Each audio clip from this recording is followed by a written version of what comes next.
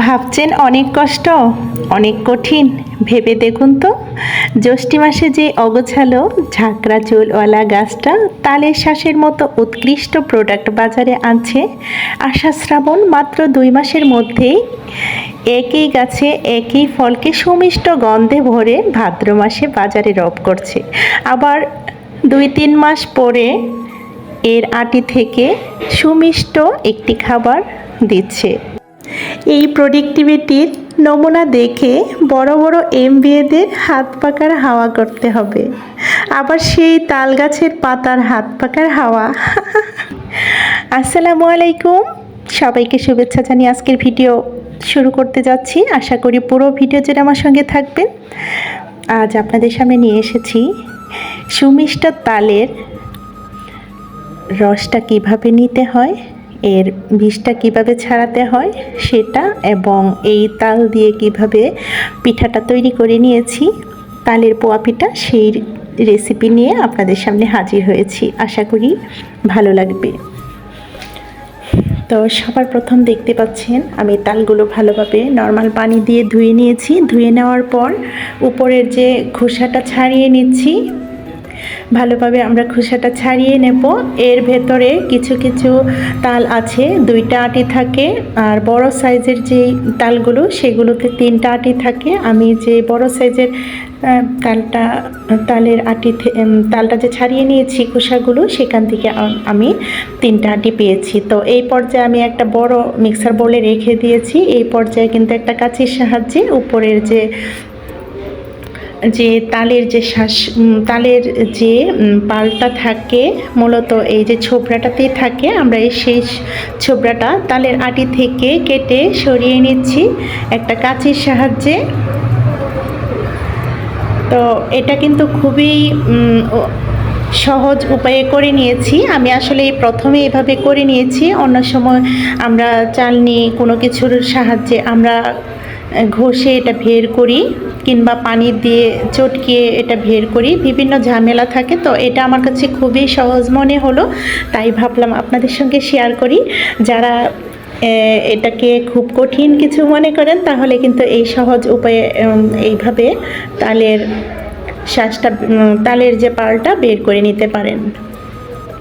তো এখন আমি আরেকটা নিচ্ছি। এটাতে 2টা আটি ছিল, সমস্ত এখানে ছোট বড় বেশ কয়েকটাই তাল ছিল, সেইগুলো আমি সমস্তগুলোই ধুয়ে তারপরে এইভাবে আমি তালের যে পালটুকু থাকে শ্বাসগুলো কেটে নিয়েছি কাঁচির সাহায্যে।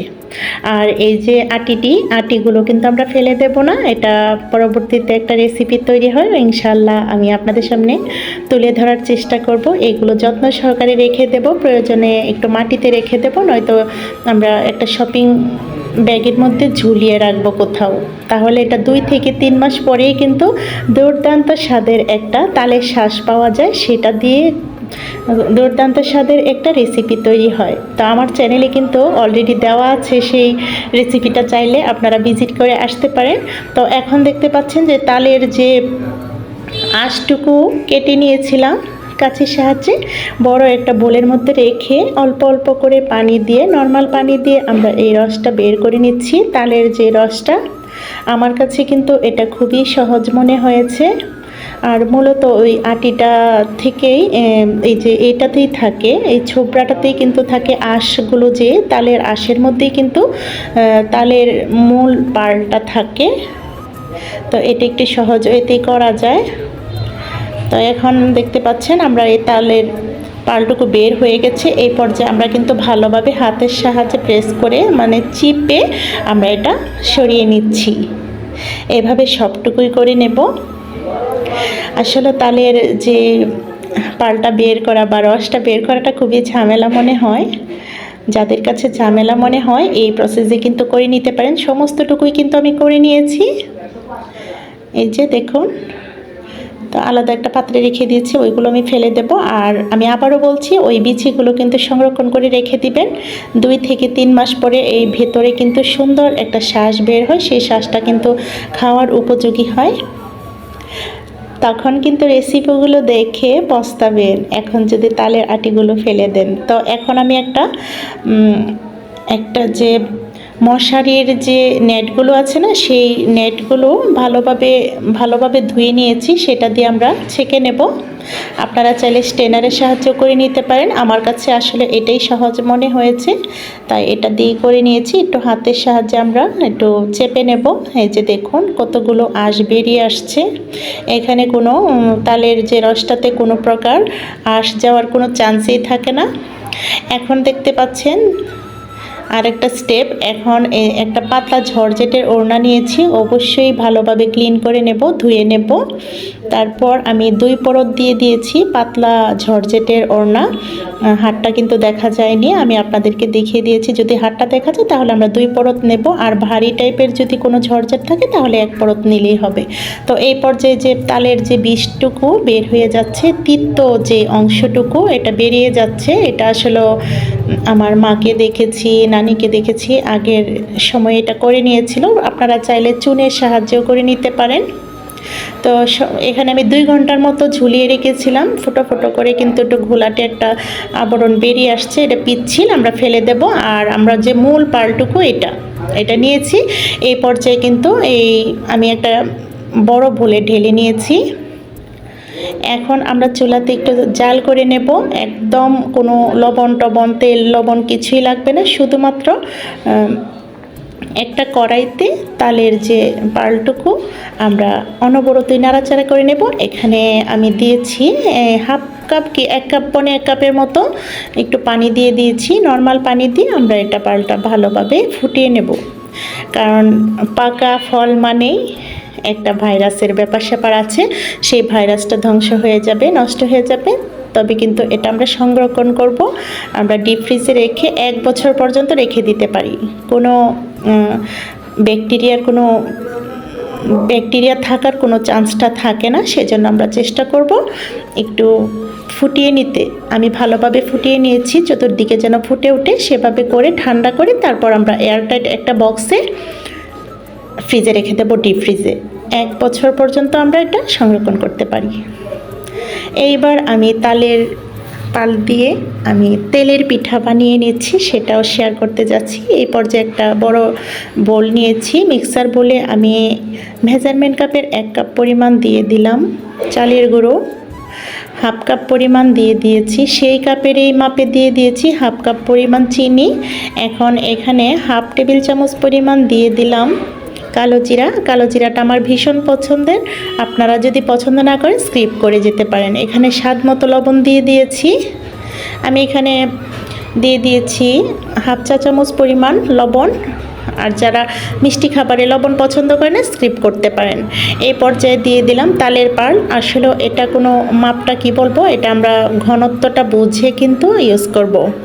তালের পাল দিয়েছি। আমি একটু এখানে ময়দা দিতে ভুলে গিয়েছিলাম, এখন আমি ময়দাটা দিয়ে দেব।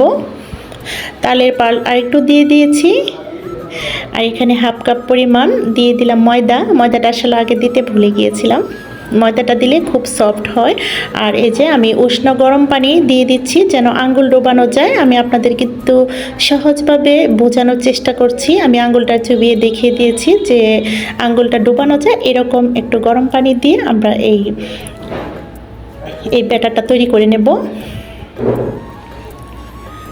পিঠা বানানোর যে ব্যাটারটা যদি ভালো হয় তাহলে কিন্তু পিঠাগুলো ভালো হবে। তাই আমরা লক্ষ্য রাখবো এই ব্যাটারটা যেন পারফেক্টভাবে হয়। আর এই কাজটা আপনারা চাইলে হ্যান্ড উইক্স দিয়েও করে নিতে পারেন। আমি হাতের সাহায্যেই স্বাচ্ছন্দ্য বোধ করছি, তাই হাতের সাহায্যে করে নিচ্ছি। তবে হাতের সাহায্যে করে নিলেই সবচেয়ে ভালো। আর আপনারা ক্ষমা সুন্দর দৃষ্টিতে দেখবেন, আমি মেইন রোডের সাথে বাসা। আসলেও আগে আমার রুম খালি ছিল, এখন ভাড়াটিয়ে এসে গেছে। আমি একদম মেইন রোডের কাছে এসে ভয়েস দিচ্ছি। আমার বাসাটাই মেইন রোডের সাথে। আগে আমার একটা ভেতরে রুম ছিল, 2টা রুম ছিল খালি, ওইগুলো ভাড়া হয়ে গেছে। এখন ওইখানে আর আমি ভয়েস দিতে পারছি না। এখন আমি একটু আমার রুমেই ভয়েস ওভার করছি, তো একটু নয়েজ আসতে পারে, আপনারা ক্ষমা সুন্দর দৃষ্টিতে দেখবেন। তো এখন আমি 30 মিনিটের জন্য ঢেকে রেস্টে রেখে দিলাম। এখন দেখুন ঘনত্বটা কীরকম হয়েছে, এটা বুঝে নেবেন। আমি একটু রেস্টে নিয়েছি 30 মিনিট। এদিকে পিঠার যে ব্যাটারটা সেটাও কিন্তু 30 মিনিট রেস্ট নিয়েছে। এই পর্যায়ে আমি 30 মিনিট পর চলে আসলাম। দেখুন ঘনত্বটা আপনারা দেখে বুঝে নেবেন। গর্তযুক্ত একটা লোহার কড়াইয়ে পর্যাপ্ত পরিমাণ সয়াবিন তেল গরম করে নিয়েছি। এই পিঠার মূল বিষয়টা হচ্ছে সঠিকভাবে হওয়ার, তেলটা কতটুকু গরম হয়েছে সেটার উপর ভিত্তি করে পিঠাটা সুন্দর হবে, আর আমরা পিঠা বানানোর যে ব্যাটারটা কীরকম হয়েছে সেটার উপরে নির্ভর করবে পিঠার সৌন্দর্যটা। আর তালের পিঠাটা একটু বানাতে খুব টাফ একটা ব্যাপার, খুবই অনেকেরই কিন্তু এটা তালের পিঠাটা হয় না। আর এই তালের পিঠাটা কিন্তু একটু এবড়ো থেবড়ো হলেও বিচলিত হবেন না। এই তালের রস দিয়ে যে পিঠাটা তৈরি হয় এটা একটু এলোমেলোই হয়ে যায়, একদম ফ্রেশটা একটু কমই হয়। এরপরও স্বাদের কিন্তু কোনো তারতম্যতা নেই, খুবই টেস্টি হয়েছিল, যদিও বা একটু এবড়ো থেবড়ো হয়েছে। আমার চ্যানেলে কিন্তু তালের পিঠার রেসিপিও আছে, তালের পিঠার রেসিপি আছে এবং পোয়া পিঠার রেসিপিটা আছে, তালের রস ছাড়া, যেটা খুব সুন্দর হয়েছিল, সেটাও আপনারা ভিজিট করতে পারেন। আর এমনিতে আমি তালের যে পিঠাও, আমি তালের পাকন পিঠা সেটাও আমি কিন্তু আপনাদের সামনে তুলে ধরেছিলাম, যারা দেখেননি তারা ভিজিট করে আসতে পারেন। তো এইভাবে করে আমি সমস্ত তালের পিঠেগুলো ভেজে উঠিয়ে নিচ্ছি।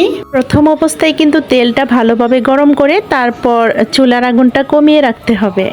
আর তালের পিঠা বানানোর জন্য আমি কিন্তু গরম পানি ইউজ করেছি, আপনারা চাইলে গরম দুধটা ইউজ করতে পারেন। আর যদি আমার টিপসগুলো ফলো করে এই তালের পিঠা বানান তাহলে আশা করছি আপনাদের পিঠাগুলো পারফেক্টভাবে হবে। তালের রস দিয়ে পিঠা বানালে একটু এলোমেলোই হয়, বিচলিত হওয়ার কিছু নেই। তালের রস দিয়ে এই পোয়া পিঠাটা একদম পারফেক্ট কিন্তু অনেকেই করতে পারেন না। তো যাদের কাছে এটা কঠিন মনে হয় আমার ভিডিওটা ফলো করলেই কিন্তু আপনারা পারফেক্ট পিঠাটা তৈরি করে নিতে পারেন।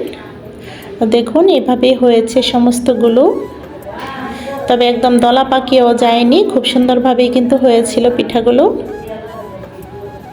কালারটা জাস্ট অসাধারণ লাগছে, মাশাআল্লাহ, খেতে কিন্তু দুর্দান্ত স্বাদের ছিল। এই তালের দিনে তালের পিঠাটা হবে না তা কি হয়, তাল শেষ হয়ে যাবার আগে আগে কিন্তু আপনারা তালের রসটা সংরক্ষণ করতে পারেন এবং এই ধরনের পিঠাগুলো তৈরি করে খেয়ে নিতে পারেন। এখনও তালের শেষ পর্যায়ে হলেও এখনও বাজারে অনেক তাল পাওয়া যায়, আপনারা চাইলে তালের রসটা সংরক্ষণ করে সারা বছর জুড়ে সংরক্ষণ করে রেখে দিতে পারেন। তো আমার সমস্ত পিঠেগুলো ভাজা হয়ে গেছে, আসলে পিঠাগুলো ভাজছিলাম আর বাচ্চারা খেয়ে নিচ্ছিল, যেটুকু আছে সেইটুকুই আপনাদের সামনে শেয়ার করছি। তো আমি একটা তালের পিঠা ভেঙে দেখিয়ে দিচ্ছি। দেখুন ভেতরটা খুব সুন্দরভাবে পারফেক্টভাবে কিন্তু হয়েছে, কাঁচা নেই, ভেতরে কোনো কাঁচা নেই, আপনারা দেখে হয়তো বুঝতে পারছেন। দেখুন ভেতরের অবস্থানটা দেখে আপনারা বুঝতে পারছেন আশা করছি। আর সারা বাড়ি গন্ধে মৌ মৌ করছিল, এত সুন্দর সুঘ্রাণ, খেতে তো দুর্দান্তই ছিল। কালো জিরাটা কিন্তু কামড়ে পড়লে ভীষণ ভালো লাগে। আশা করি রেসিপিটি ভালো লেগেছে, ভালো লাগলে আমার মতো করে একবার হলেও ট্রাই করবেন। পিঠাগুলো অনেক মিষ্টি ছিল এবং খুব সফট ছিল, আর তালগুলো কিন্তু মিষ্টি ছিল, সেজন্যই হয়তো তালের পিঠেগুলো গাঢ় মিষ্টি হয়েছিল। এই ধরনের রেসিপি যদি পেতে চান অবশ্যই আমার চ্যানেলটাকে সাবস্ক্রাইব করে আমার পাশে থেকে যেতে পারেন।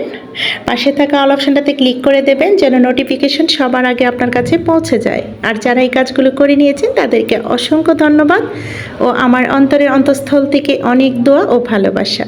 আর হ্যাঁ, লাইক কমেন্ট শেয়ার করতে ভুলবেন না। তো আগামী ভিডিও দেখার আমন্ত্রণ রেখে আপনাদের সবার সুস্বাস্থ্য কামনা করে আজকের মতো ভিডিওটা এখানেই শেষ করব। সবাই ভালো থাকবেন, সুস্থ থাকবেন, আমাদের পাশে থাকবেন, আমাদের জন্য দোয়া করবেন। আল্লাহ হাফেজ, আসসালামু আলাইকুম।